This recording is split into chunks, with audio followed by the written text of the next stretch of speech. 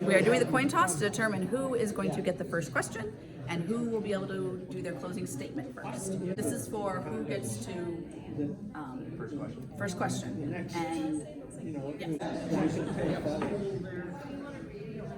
It is heads.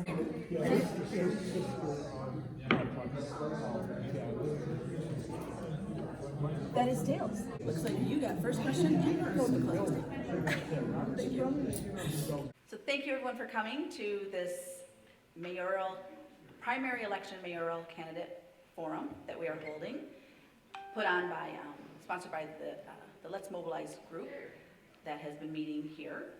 And we thank our candidates, Daniel Beyer and Tasha Green, for coming as well.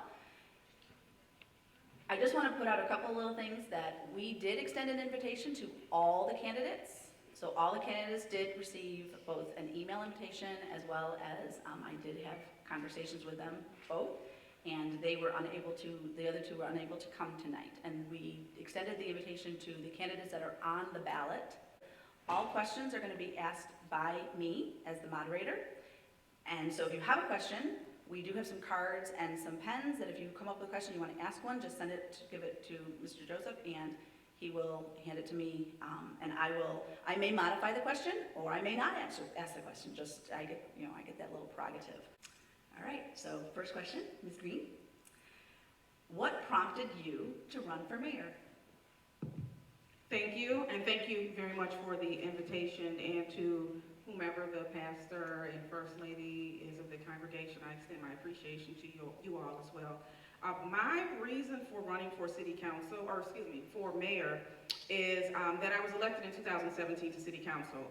So I've had a firsthand view, an internal look at what is happening in our city.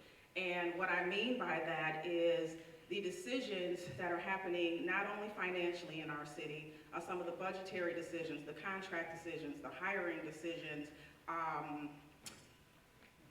the policies and resources and just procedural operation decisions that I think should be improved to reach more families and to benefit Westland residents. I do not believe that that is the case. And so working with my colleagues and the mayor over the last 4 years, I've made several recommendations that I felt would be more beneficial to Westland families, and some of them were not received at all. And so I had to go outside of the city of Westland to some of the county officials that I have relationships with, state and federal officials, to bring resources and help here to the city of Westland. And quite frankly, a lot of the decisions in terms of policy and how the city operates only come from the mayor's office. City council is the final step of checks and balances. So we only have so much authority when it comes to city operations. We're like the last step. And I do not believe in government that benefits us or profits us. And when I say that, I mean many of these multi-million-dollar contracts that we continue to plow through city council at the mayor's recommendation. These people are donating to the campaigns of 90% of Westland elected officials. And so when it's time to get reelected, where do you think most of their money is coming from? Thank you very much. Thank you. Before I go to Mr. Beyer, I just want to make a clarification that we do thank the church for letting us have this here. They are not hosting or any participating as far as this forum goes. It's just the use of the facility that we actually thank them for. So I just want to make sure that's clarified. Mr. Beyer, what prompted you to run for mayor? Okay. Thank you for the question, and thank you for the invitation tonight. So what prompted me to run for this position is I left for the military in 2012, and upon returnal in 2016, I noticed schools were closing, younger families were moving out, businesses were closing. It just seemed like Westland was going downhill.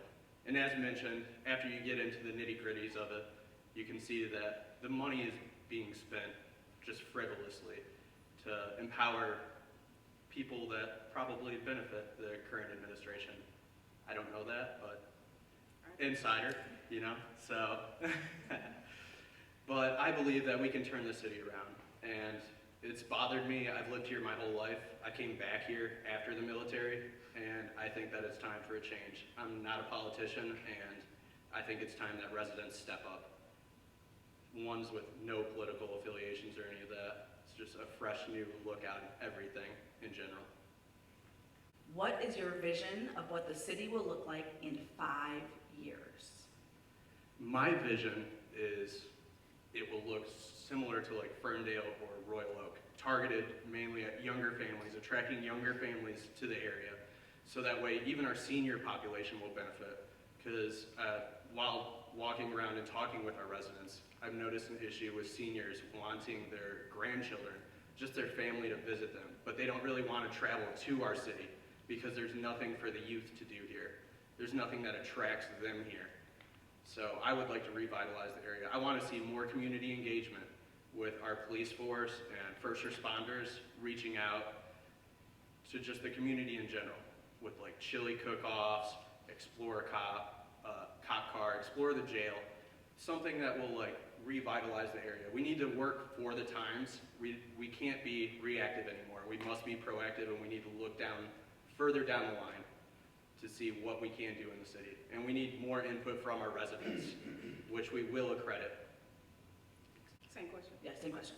What is your My vision for Westland in 5 years is a city that really has taken off like a rocket. 5 years from now, I would like our residents to really feel like their investment in terms of home ownership and even renters has been well worth it. That they come to the city of Westland and they remember when Westland used to have a lot of vacant buildings all over the place, or it used to have city services that didn't necessarily reach their side of town. When I'm elected as mayor, I am going to do a lot of policy changes that benefit residents firsthand.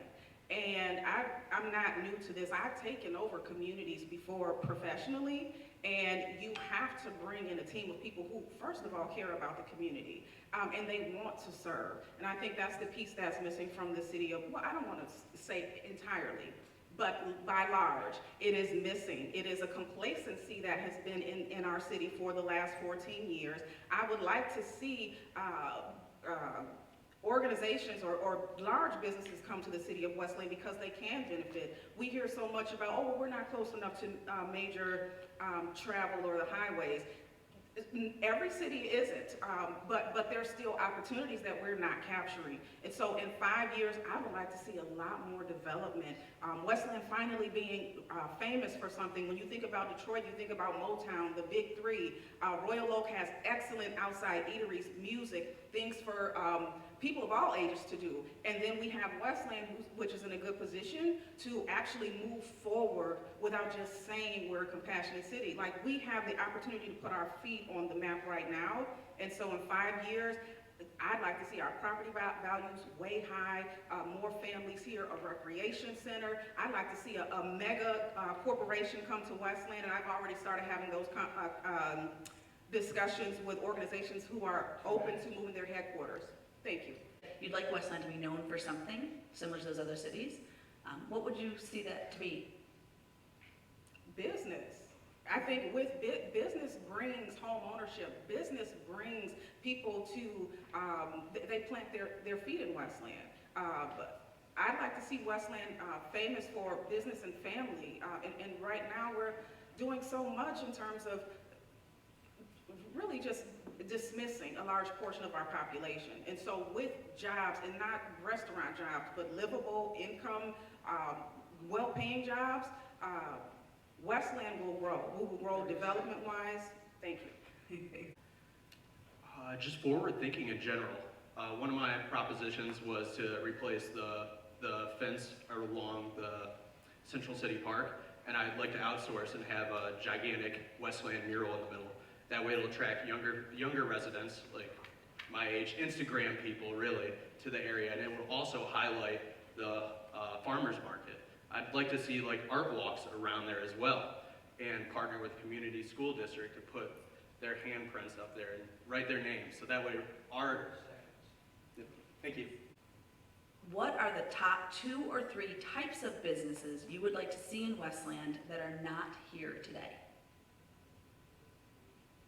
Well, without kind of laying out the corporations that I've already begun talking to. Westland, I'd like to see Westland, a hospital, a major supplier, possibly a major tech company.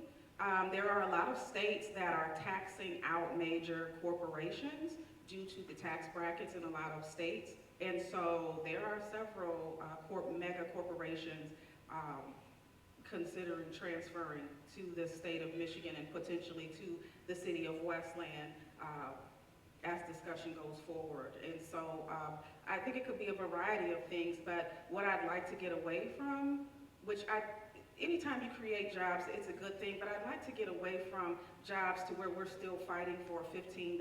You know, like pay people to where they can leave something for their families as opposed to waiting on a Social Security check. You know, politicians and business owners should not be the only ones to profit. And I'd like to see more education brought to the city of Westland, and not just for our children. Teach our residents how to start a business, how to get licensed, and maybe we can fill up some of these vacant commercial spaces as opposed to talking about businesses that aren't here. If we teach our residents, and a lot of that can be done for free, there's resources that I will bring in, and I already have relationships to do a lot of things to put our residents in a position to go from employee to employer if they so choose, but also to make a good wage here in our city and not just a livable wage. Thank you. I'd like to see a tech company, more fine dining, and I'd like to partner with one of the big three. I think that the tech company should be focused on autonomous driving, or green energy, something like that. And as mentioned, there are avenues for to train our children and everything. The most recent tech company that I worked for, Vector, they actually sponsored their local high school for a robotics club. So I would like to outsource that if we can attract tech companies, because then we can get in-house engineers to teach the children of tomorrow, like what's happening today.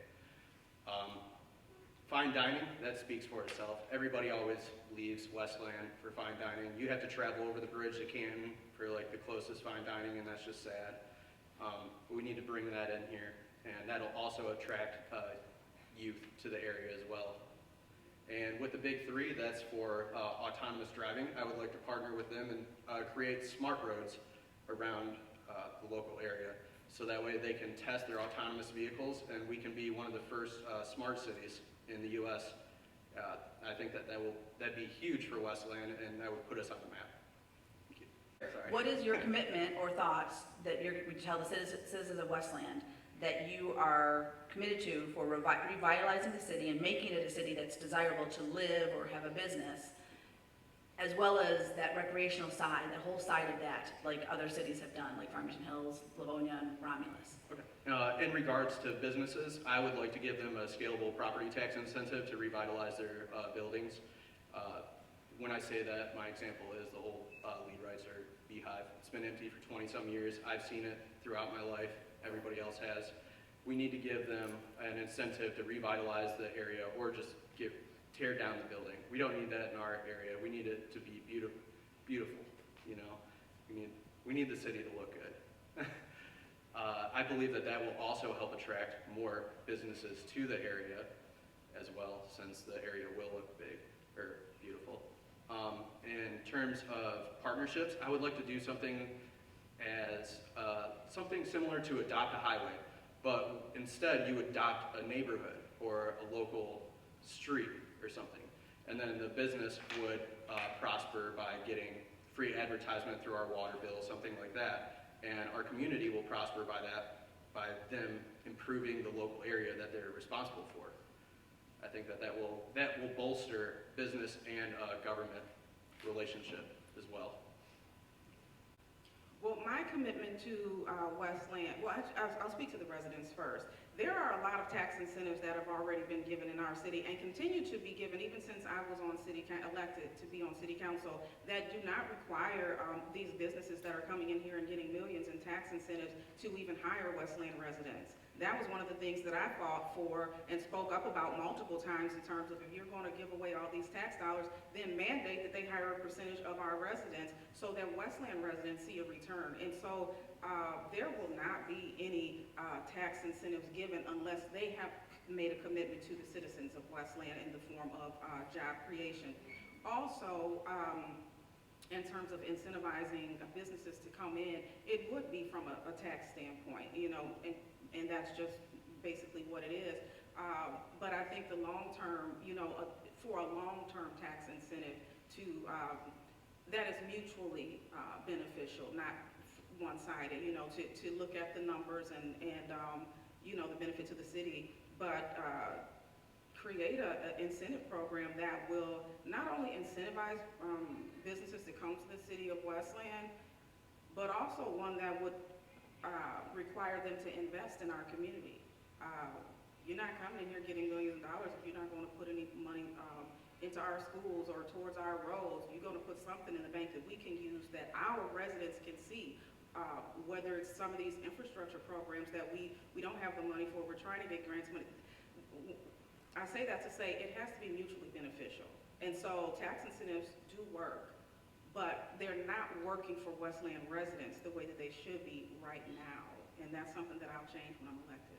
We're just at an event regarding the new bike lanes looking to come in as part of the master plan. There is a lot in the master plan about making Westland a much more recreationally desirable place where people are spending more time outside and doing all these different things. I'm going to ask both of you, and I think I start with you, Ms. Green, is what is your position on those recreational activities and perhaps even a center and things like that to try to get that activity going, and I don't know how, you know, if you want to relate it to the city, the master plan or what. Well, I'm very pro-recreation.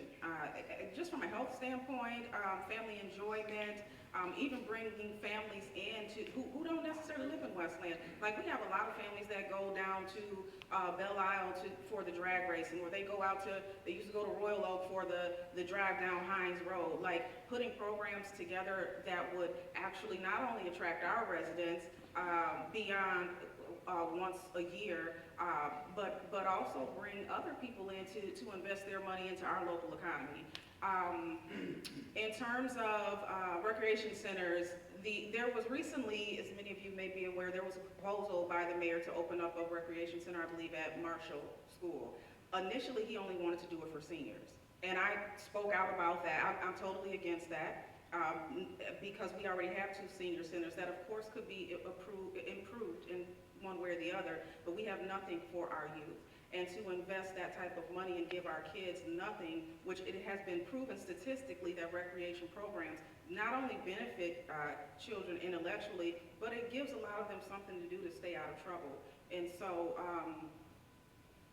I look forward to making a lot of policy changes that benefit our families.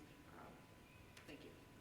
In terms of recreation, I would like to see more, this is sort of a reactive standpoint because I think that we need to catch up to local cities around here. I would like to see over in the barn at the historic park, I would like to see like swing dancing, like every first Thursday of the month or something. Something like Farmington Hills does down in their like community center in the very middle. I would like to see like yoga in the park done, art walks around the park, and that also coincides with the Westland mural and everything as well. Let's see. In terms of the recreation center, I think that we do need one. I don't know if Marshall is the best choice due to the age of the building and everything. I honestly think that we should split the banquet hall that we're building over off of Warren in half.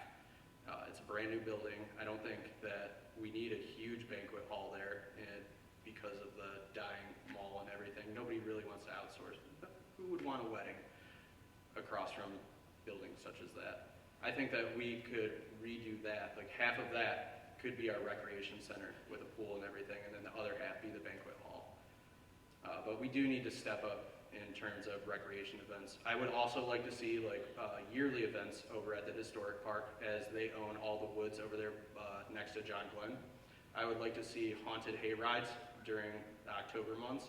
I would like to see little rides through the woods over there to see lights, stuff like that. things that will attract people from other communities, as stated.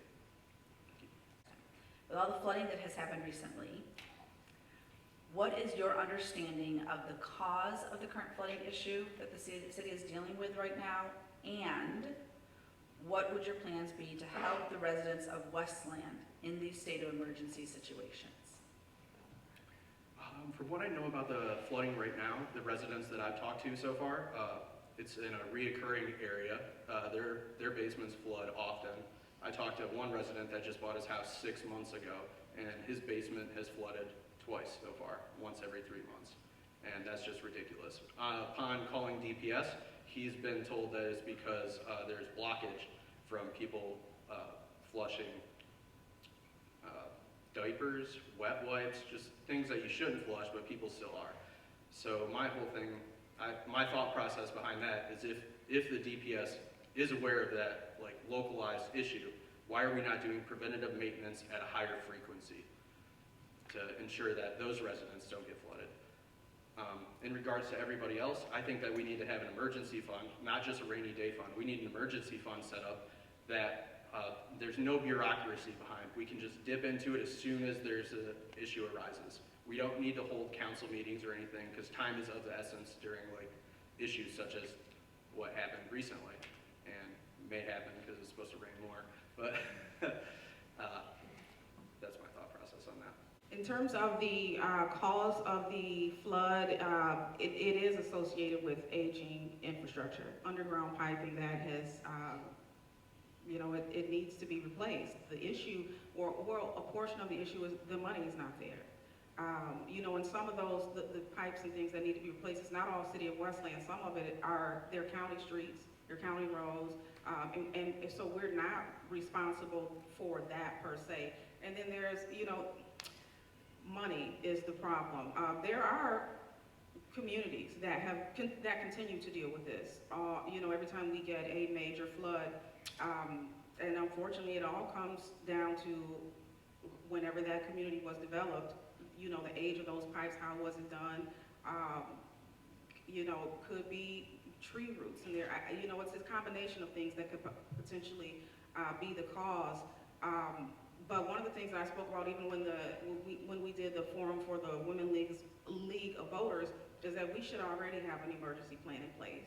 We should not be surveying residents to find out who needs what. And I'll honestly tell you that City Council at this juncture has not.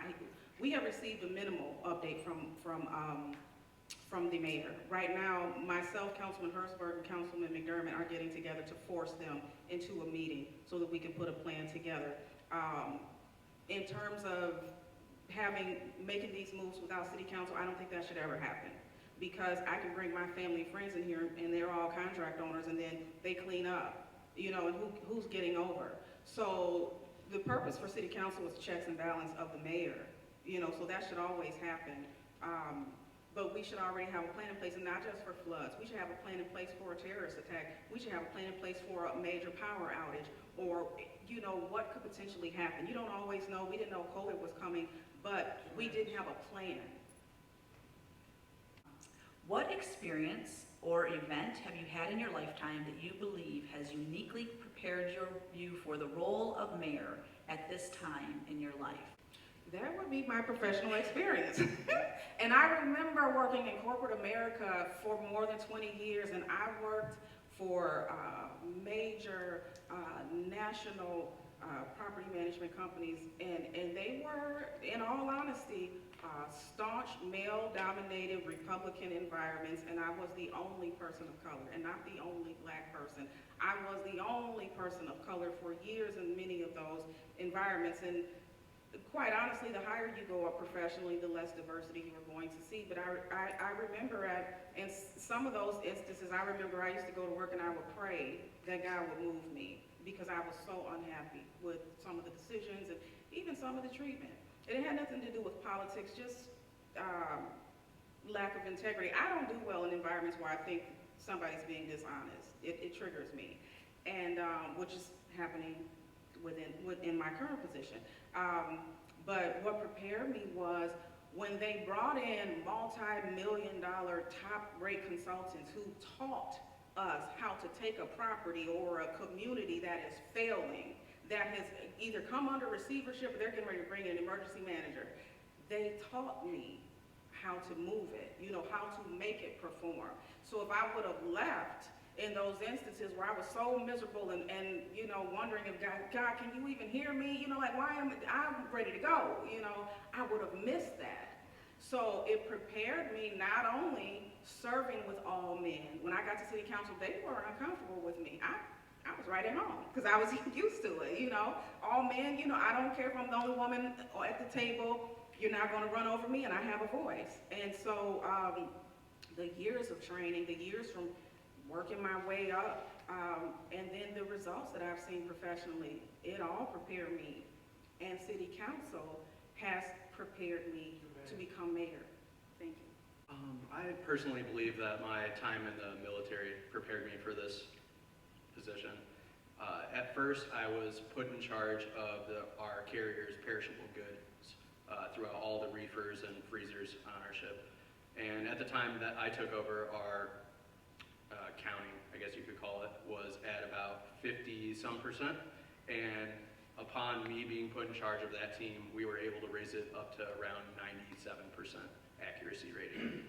And then at the end of that little position, I was moved into maintenance position as well. And you can classify that as like asset management. Within that, I was in charge of 200 spaces on our ship, and I was able to raise the rating from those spaces when inspected from satisfactory to excellent. That encompassed at least like probably 15% of the ship, and at the height of that position, I was in charge of 200 people, and I had to coordinate. Project management was intense, and you also had to go through the whole division of labor. So I believe that fully prepared me for this position, and I think that I can clean stuff up around here. Leading can be a lonely job.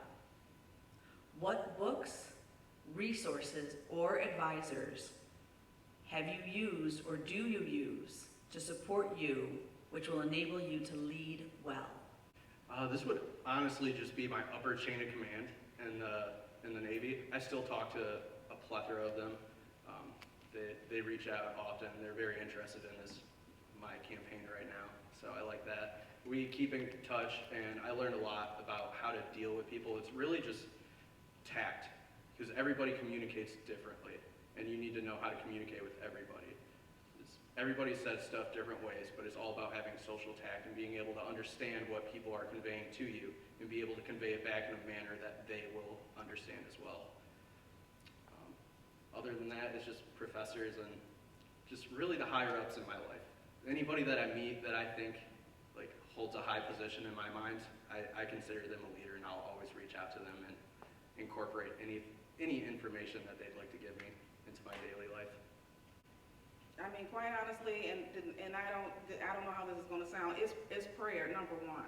And when I'm sitting at city council meetings and all of the fiery stuff starts to happen, I'm sitting there praying with my eyes open, and I'm asking God to remove me and insert himself so that I don't speak, you know, from emotion, because it's not easy to come under attack, or it's not easy to have to fight the residents that you are fighting for. And in a lot of instances, I have to fight the residents that I'm fighting for so that I can fight for them, you know, and that is a difficult position to be in, especially when you just want to help people. From a professional standpoint, not only just prayer, I've taken Dale Carnegie courses, I've read Dale Carnegie books. How to Win Friends and Influence People was a big one, because a lot of times when you are in a position of executive leadership, as I was even before I started my own company, being the boss does not mean that you still are working with human beings, and we all have our own personalities, our own thoughts, our own gifts, and some of them actually can do the job better than you if they have the opportunity to. So I think personality tests that I took in a professional setting was actually very beneficial for some of the large teams that I managed, and even from an executive standpoint, it helps me understand some of the people that I work with better. It is lonely at the top sometimes, but it's fulfilling. For me, it's more like a destiny thing. it's not wanting to be in politics. It actually was never my desire. So, hope I didn't ramble too much. Oftentimes, mayoral candidates or political candidates in general will make promises of things that they're going to change once they're in office. However, once they get in office, they realize they are unable to make that change unilaterally. Name one campaign promise that you have made, and then tell us what research you have done and how to make it happen, and what you have found in your research of that issue. Well, one of the things that I have promised is that Westland will elect its own prosecutor. And I say that because right now our city attorney is a city attorney / city prosecutor. So he has a dual role. And in that dual role, he gets paid almost $1 million a year for both of those roles. In my opinion, lucrative appointments of that magnitude encourage loyalty to the people or person who signed in the check. And that is exactly what has happened in our city in more than just that role. And one of the things that the mayor stated is that, well, cities don't elect prosecutors, counties do. Nobody has ever done anything until they've done it. There's no law on the books that prevents it. It's just never been done. And one of the things that I will do, even if we have to do a charter initiative, we'll go door to door and get resident signatures, and if we get enough signatures, we'll put it on the ballot. And so I don't let people tell me what can't be done. I would have never made it to city council if I would believe in that. And that's one of the reasons why I'm running for mayor, because I know it can be done. But I've made other promises too. One of the things that I promised on the campaign trail to city council is that I never vote against the interest of Westland residents, and in 4 years, I have never done that. And it has caused conflict with the relationship I have with some of my peers, but I have kept my word in that regard, and I keep my word in terms of the fact that I will put Westland residents first in everything that I do as mayor. So one of the promises that I've made is to cut out the frivolous spending in the budget, and this is in regards to the facilities director, personnel, or planning director, a whole bunch of director positions. And upon my research, I found out that if they're not included in the city charter, then we can pretty much get rid of them. But they will get a 4-month, what's it called, like a stipend buyout, pretty much, which in the grand scheme of things will save the city money. In regards to the positions that I want to consolidate and merge into other positions that are in the city charter, I would like to invoke the House Act. I can't remember the year of it, but that's a Michigan State Act where we can change the city charter, and it'll be put up to a vote for city council, but at that point, our residents will see it. They'll have all the information, and they'll know what people on city council are working for them. If that doesn't work, then we'll go door to door, and we'll get it out there. We'll have a vote for it. We'll do it. But I stick strong with that. I will cut out the frivolous spending. We need to get rid of all that wasted money, and we need to reinvest it in the community. Now that Westland has actually decided to raise a flag recognizing a specific group in the city that may not be a reflection of all residents, what would your position be if other groups were to petition to have their flag or representation be on city property? Well, I think that it should be first come, first serve, but I do believe that we need to mainly target months of recognizing domestic violence, months that are attributed to actual issues, not something, a life choice, I guess. I do agree with the life choice. I have no issue with that, but I think that maybe we should do an education thing. Maybe do education walks in City Hall where people can come through and see the history, the background of what they are trying to portray with their flags. Thank you. I'm very big on inclusion, and I speak from a person who knows what it is like to be discriminated against. And so the flag that is currently up at City Hall is not in support of anyone's sexual activity. It is it's simply just a display or gesture of support for a group that has been killed, targeted, and even discriminated against just for being who they are. Who they have sex with is not my concern. I don't think it's any of our concerns. But I'm in support of all people. I do not like exclusion. I do not like when people find reasons to bring religion into why certain people should be excluded. I'm just not in support of that. In terms of other groups, when you say if other groups wanted to bring their flags in, if it's not a hate group, you know, that's been identified by the government or even law enforcement, or a group that is being watched for illegal activity, I think that there's room for everybody. You don't have to lose to allow someone else to gain something. And that's a lot of it. You know, a lot of these people feel like, well, I'm losing something. No, you're not.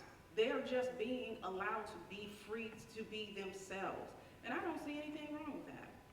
President Biden is proposing an infrastructure, this is going to go to Ms. Green first, an infrastructure plan that puts more apartment buildings and multi-family units in areas traditionally zoned for single-family housing.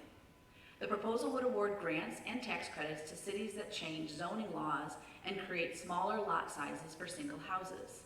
Some cities, like Grand Rapids, have already changed their zoning, while a majority of municipal governments have refused to change the single-family zoning area because many taxpayers and developers don't want it. Some argue that the increased density that multifamily units create would strain existing infrastructure such as schools, transportation, stormwater, and public safety services. Officials in Denver, as well as some other cities, have actually instead made changes to increase equitable development, such as increasing green space and mixed-use real estate, but they are not going to rescind single-family zoning. The proposal is dangling a lot of money for cities. What is your position on this plan, and how would you, as mayor, if it's passed, go about ensuring, promoting assets every community needs for quality of life? I know it's a long question. I was trying to take it all in. I know, there's a little lead into that, so it's a big one, because it's a big future look, and it's something that could come up in the next mayoral seat. Term, yeah. Mm-hmm. Well, I'll say quite honestly, Emily, I'm not well versed with that plan, and so I cannot offer a definitive response on that because I'm not familiar with it, and it's not something that has come to the table in terms of discussion in the city of Westland yet. So I'm not familiar with that program. But what I will say is I'd like to better understand it because when you say smaller lot size, if it's like a triple lot size and it's being reduced slightly and there's no disappointment or concern from residents and it's an oversized lot, that might be a good thing versus a regular single-family home lot to try and reduce that. And we've had development. That was a recommendation from the mayor. There was one particular recommendation that I remember that I actually drove by it. And I'm like, absolutely not. I'm not supporting that because that lot is too small.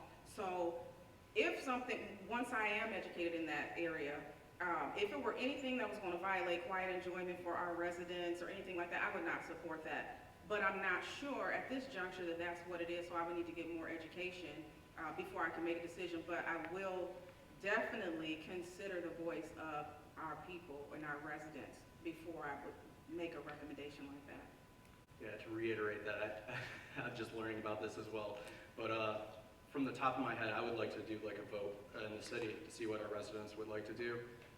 If they do vote it in, then all that money would have to go to revitalize it, like the sewer drain system and everything. Hopefully we could target families to move in those homes. But I can't speak on that. That'd be something that would literally have to be spoken of by the community, at least from my knowledge as of right now. But the money should go into the sewer system and everything if it is voted in. And the school system will benefit by getting more families as well. They get around $6,500 per student enrolled in the school system. So I don't think that we have to divulge any of that money towards the school system. Thank you. Are there any from the audience? So, what is Westland's largest weakness, and what are you going to do to change this? Largest weakness, I believe, is just businesses in general, and that it sort of encompasses younger families as well, and that encompasses the school district. I believe that if we revitalize the business district around here, it'll help attract younger families, and younger families means hopefully they will enroll their children in our school district, which will provide the school district with more money to function and better our school district. So I would say that it all really stems from businesses, the local business district. We need to target businesses, youthful businesses, businesses that will attract younger families. That way we can revitalize the whole area, and also help our seniors attract their families to the area as well, so that way they don't have to travel to go visit them. I don't, when I think of Westland, I don't think of us as being a weak city. So I wouldn't classify us as having a weakness. There's areas that we can definitely improve, and we should improve. And I think that the senior-most area is policy in the city. And a lot of the reasons why we're not seeing some of the growth and expansion and improvement that we would like to see in the city is due to policy. It's also due to stagnation. Our current administration has been in office for 14 years. It is easy, even in your work environment. If you work somewhere for 14 years, you know exactly what your day will look like if no hiccups happen in any given day. And I think that that fire to move our city, to advance our city is what's missing. And a lot of these policies that allow for some of these outrageous contracts, the way that these departments are ran, I've had meetings with several city employees off the record. I've had discussion with some of our police and fire. Everybody, regardless of endorsement, does not support one candidate or the other. And I think the policies in our city needs to change. The way we operate, our daily operations need to be enhanced. And I think with that will come the growth and improvement that we would want to see in our city. But is it okay for the mayor's executive team and administration team to, some people feel they're not being responsive to the citizens' emails. So how can you build good relationships with the citizens, obviously within the city for yourselves, because that's important, that relationship there, as well as with the citizens, when people feel like they're not having those interactions with those responsiveness to the emails? That comes down to leadership. It could come down to stagnation it could come down to job enjoyment. I've worked for organizations to where you had to respond to that email within 24 hours, even if it was just to say, I received your email, I'm working on it, I'm hoping to have a response by this time, and then follow up. So one of our core values for a company that I worked for 7 years on their executive team was do what you say you're going to do. In positions of public service, people say it's thankless, but it's really not. But it's not all cherries and ice cream. Like, sometimes you have to deal with difficult situations, you have to deal with difficult residents, and you still have to get the job done. And so I don't think it's acceptable for residents to contact us and for us to be mute. I don't agree with not helping certain residents because they're not singing our praises. I have residents who don't support me, but if they contacted me as their city councilwoman, I would still help them. And some of them I have, I have helped them. So that is a leadership decision and an integrity decision. Would you want somebody to do that to your mother? No, you wouldn't. So treat this person as if treat them like you want to be treated, or treat them like they're your family, and then you won't have any problems. Knowing that the answer is not always going to be yes, but it's still disrespectful to just ignore people. I totally agree with that. I would like to implement like an email Dropbox, like an email bucket on the city website, so that way you can send emails through their website, and then the website will track it on the back end. And if a response is not sent to the residents within 3 business days, a new email will pop up in their inbox at the very top with high importance. That way we can ensure that they are receiving the emails and they will keep receiving the emails over and over until they respond. I think that it's just a transparency and an accountability issue, really. They're voted in, and they should be held accountable. They should respond to the residents, and if they can't, then they should be transparent with that. Give us an update. I guess per the 2019 census, Westland has an owner-occupied housing unit rate of 60%, which is below the state average, is what so I've not clarified, I've not, this one getting here. And 26% lower than neighboring Livonia.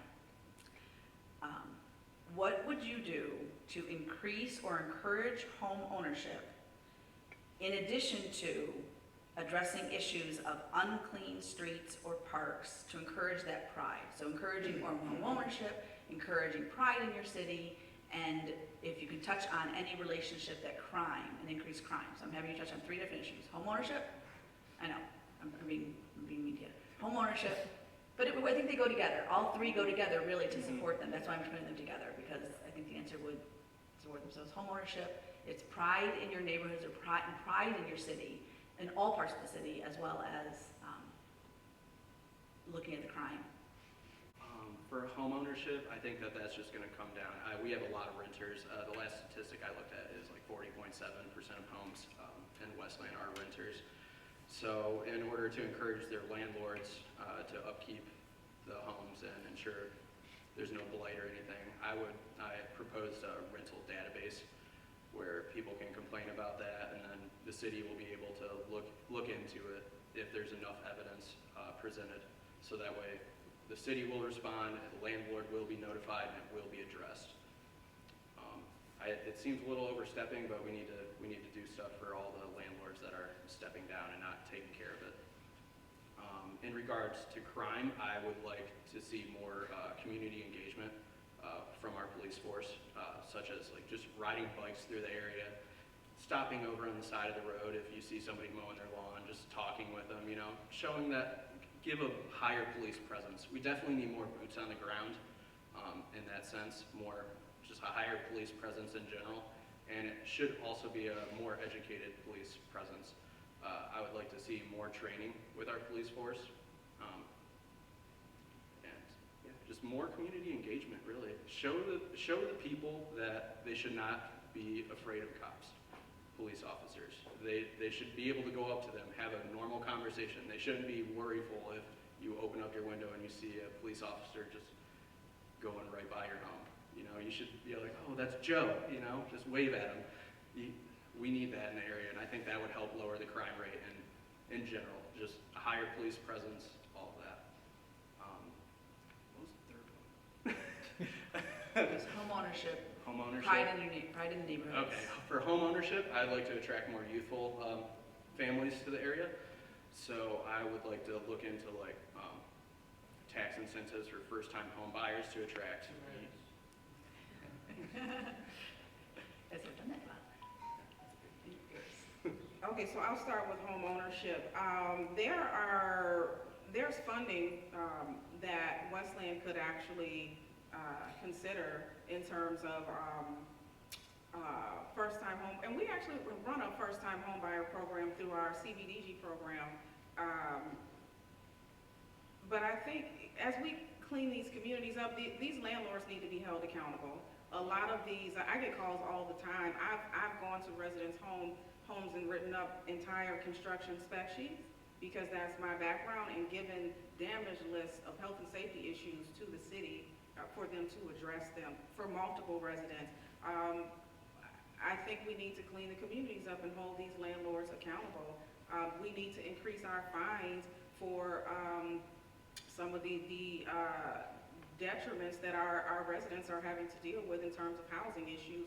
If you get slapped with a $150 fine or $500 fine, that does not encourage anyone who might be a multimillionaire to come in here and maintain their property the right way. So I think cleaner communities, more investment of our resources. There are grant dollars that we can go after for community beautification. It's not just something that has to come from our current funding. There are programs and grants that we can get through organizations like SIMCOG, and we can improve the current aesthetics of our communities.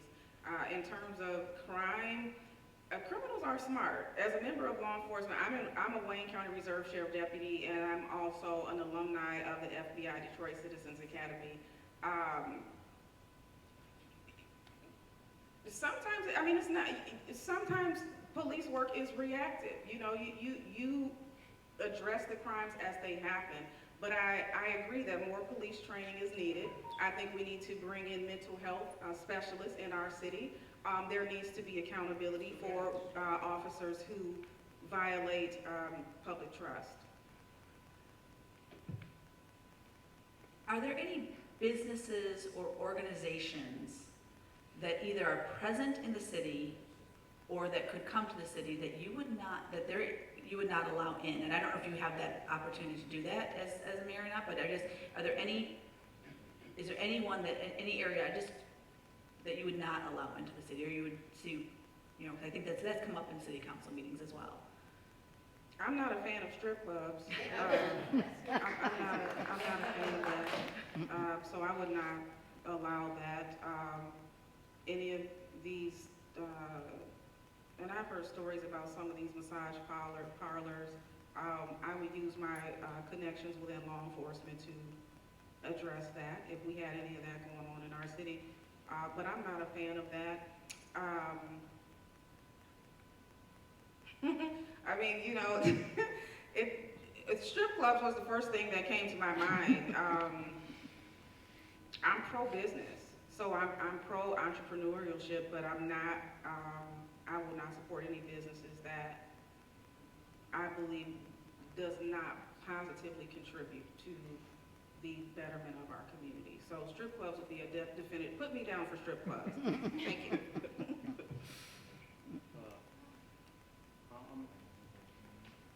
Not really sure. Probably strip clubs. I'm sort of against abortion clinics as well. I honestly don't believe the mayor can do anything if it's zoned that way and they apply, which we've seen with the CSL plasma that we got sued over. It's a zoning issue, but we can be proactive and rezone those areas so that way those companies can't try to get into our city. Thank you. With schools being such a big thing this year, past year, what is your vision concerning school culture and curriculum? I would like to partner more with the school. In terms of curriculum, I'm not really a big fan of the critical race theory or education. I believe that should be more of an elective thing. I think that our school is more standardized testing, and we need to focus it more on what will get you a job. What should you be doing right now to get into college? What can you do proactive-wise? For the community outlook, I believe that we need to hold more community events with the school. We need to partner with them. I would like to partner our police force with Wayne Westland and be an innovator in this aspect, revamp the DARE program. And this actually comes from a resident in one of my comments. I'd like to give her credit, but I'm not going to say her name because she didn't give me permission. So revamp the DARE program, partner with our school system, but instead of focusing it on drugs and everything, focus it on today's times. Show the younger children that the media doesn't always tell the truth. Show them that they can approach police officers, like how to interact with them, what's going to happen, what their training is when they pull you over. That way you just know what's going on. You don't have to be fearful. Nobody should ever fear for their life. If you're being pulled over or anything, you should just, oh, well, not touching that. Well, nobody should ever fear for it. It doesn't even matter, regardless of color. And that's what this program will be targeted at. The people that think, or people that feel that they're targeted. That way we can show that. Okay, stop. No. No, lost my train of thought. But yeah, just bolster relations with the local residents in general. You know, we need to address what she's saying, so that way that isn't in everybody's minds. Thank you. My vision for school culture and curriculum is honest education. And I think in the current American school system, we don't have honest education. We are taught a version of history that we're finding out today is not even the truth about history. And so it's a version to where we accept certain people or certain groups or ideals, and then when we're finding out the truth about things like Juneteenth, that what happened to African Americans in this country, you know, other people's history is frowned upon, or it's referred to as being a theory. But there was no theories when I went to school and learned a version of education about other groups. So I think education should be, one, honest, and it should be truthful. And if, you know, no one owns this country. And so if other children have to learn about other groups' history, then you should be learning the truth about everyone's history, and also the truth about what your history consists of, even if it's something that doesn't put you in the best light, because facts are facts. And I do not agree with trying to erase the truth if it leaves a bad taste in people's mouth due to their own actions. In terms of people feeling like they're targeted, I think some groups are unqualified to even speak in terms of what people feel, because it is a fact that certain groups are targeted. And it's not just an accusation. It has been studied, it has been documented, it has been admitted by the government of this country. Even the FBI and CIA have killed certain leaders in certain communities because they wanted to be treated as a human being. And so, thank you. What is a current issue that the residents have brought to your attention that you will take on as mayor? And the second part is going to be, what are some issues that the residents may have brought that you will not take on? I can't think of any issues that I won't take on. There's nothing that a resident brought to my attention that I just frowned upon. Now, it might not have been something that I could offer a yes to, but I won't just arbitrarily not address a legitimate concern. It just, the outcome hopefully will be one that they appreciate, but that may not be the case, and that's okay as well. One of the issues that I'm going to take on is the desire, well, it's so many, you know, but the first thing that comes to my mind is street bumps. Right now, the current administration is not a fan of street bumps, and we have a lot of residents. I just left a meeting to where we're putting in these bike lanes, and people are complaining about speeders. We got these police mini stations set up all over town that try to encourage people to slow down, but it's not recording any license plates, it's not taking pictures. And the mayor stated at a recent meeting that, you know, we got to keep the roads plowed. So basically, he's not a fan of it, and that's his right. You know, I'm not slamming the mayor, but when I become mayor, we will get street bumps. The same way that I had to petition, go door to door with my neighborhood to get street lights put in that the city was supposed to put in when my community was developed. They didn't. So we had to do a petition to get street lights. There's ways to get street bumps. There's ways to improve a lot of our policies. So there's so many of them, Emily. In my 2 minutes, I won't have time to answer them, but there's not one issue that I would just not address. I'll never do that. Yeah, when it comes to not addressing, I think everybody needs to address, but as stated, not everybody will be happy with my response, but you're going to hear everybody out because you have to, and then you're going to take it into account and see what the community as a whole entails, because it's not me in power, it's you guys. You're a voice for the residents, and you have to go with general consensus. So even if I disagree with something, if the general consensus goes towards it, I'm a representative for you guys. In regards to people reaching out, it's like I said, the police engagement, and just the interactions and the mindset with our residents. They have to feel safe, and that's a huge thing with me. We need to make the residents feel safe with our police force. We need to show them that we're here for them.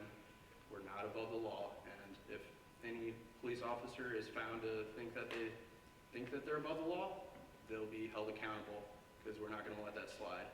We're not gonna be reactive anymore. Thank you. So, Westland Mall has become an eyesore. Yes.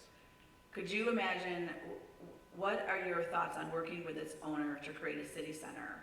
And if so, what would be developed within it? Or do you have some other ideas for Westland Center and, Gotcha.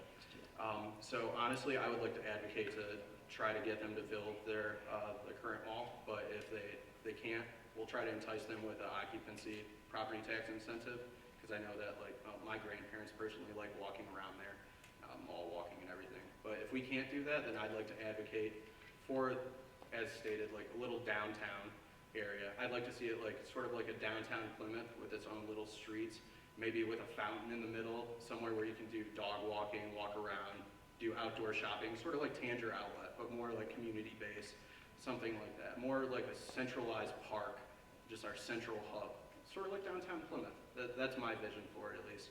I know that I can't do that, but I can advocate with the building owners and everything to redevelop that property into that. But that's my vision, something that'll attract the youth and youthful businesses in that manner. My vision for the mall is a lot of people are like really shaking in their boots about, oh, the mall, we're losing the mall. I personally hope the mall closes. I really do, because I think that Westland could do a major renovation on that mall and bring in a big time company. I'm talking to some of them. So I would love the mall to close. The mall is like a mini ghost town, and it's very reminiscent of what Wonderland Mall used to be when it's on the corner of Middlebelt and Plymouth before they did the renovation and bought in Target and Walmart. Wonderland Mall was like it might have been 10 shoppers a day for the whole mall. And I think that, Sears just recently announced that they're getting ready to leave.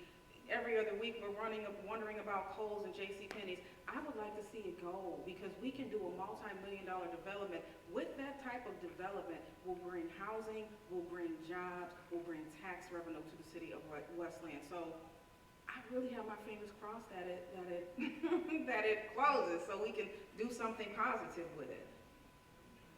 And I'm the woman to do it. so people are using services. How do we protect people from either being evicted or being taken advantage of in these situations? Well, the law is still the law. There's laws in place to protect people from illegal evictions, from health and safety violations for landlords, and even things from a criminal aspect. I'm a real estate broker, also more than 20 years of experience in property management, construction, and development. And so the only thing they have to do is call me. I've helped residents, and not with an illegal eviction. Most landlords don't do that, but we've had threats of physical violence to try and put somebody out, and it didn't end well for the landlord. The law is on the side of the resident unless the resident, one, does not pay their rent. At some point, you will have to go, outside of, this pandemic that we're dealing with. But if it's not a situation for non-payment of rent, and the lease is not expired, there's laws that protect residents. And I have excellent relationships with MSHDA officials, HUD officials, county and, federal officials. So there's ways to prevent abuse, to protect residents. Yeah, I think that the residents, if they are being illegally evicted or whatever, they should reach out to the city and possibly, I believe there's the builder does the inspections and everything, and we need to see if the eviction is legal, and if not, then the city needs to advocate and see why this landlord is doing an illegal activity. As stated, there are laws in place. I'm not really familiarized with them, so I can't just saying what I would do personally. I would advocate. I'd probably call the landlord and find out what the issue is, underlying issue and everything, and then check with my resources through the committees, everybody, the city attorney, everybody, to see if our resident is being legally evicted, and if so, then we need to actively pursue that landlord, so that way that doesn't happen to more of our residents. Because we don't want bad landlords in the area, and I know that we've all seen a lot of them. So,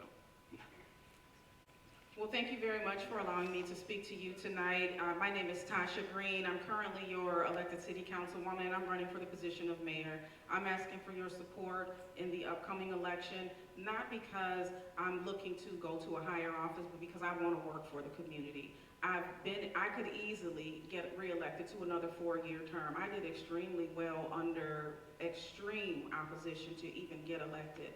And so I could have opted to sit in a position that would be comfortable for another 20 years like some of my colleagues, but I opted to take a risk to make real change in our city and to stand up and serve the residents of our community. As I stated, I am a real estate broker. I have over 20 years professional corporate experience. I am a small business owner. I'm a mom of one. I've owned a home here in the city of Westland for 14 years. I've lived in Westland for 16 years, and I'm asking for your support so that we can run the government together. I don't believe that elected officials should set all the rules that don't apply to us, but they apply to you. And in many instances, that is what is happening in our city. And so I'm asking for you to stand with me, and I give you my guarantee, as I did before, and I have not went back on my word, that if you vote for me, we will run our city together. I will not make decisions that impact your life and your family without consulting you. And we will make changes in our city that push our city and elevate the city of Westland to be the city that we want, and not just the city that I have a vision for. It will be our city. Thank you. my name's Daniel Blair, and as you probably noticed, I'm not a politician. I'm a computer engineer and a veteran. And upon returnal from the Navy, I noticed an issue in our city, and I decided to step up as a resident that's lived here his whole life except for when he left for the military. I've noticed, as stated, businesses closed. My elementary school closed, and that blew my mind when I came back. It was just leveled, it's just a field now. We had top meat scores when I was there. This used to be PD Graham. Like, our city's going downhill, and I feel like I'm the one that can make the changes. Since I'm not a politician, I'm one of you guys. I'm a resident that saw issues. I believe that community input is number one, and I'm going to listen to everybody before enacting any action. But yeah, if you'd like to talk more with me, I'm a lot better at one-on-one.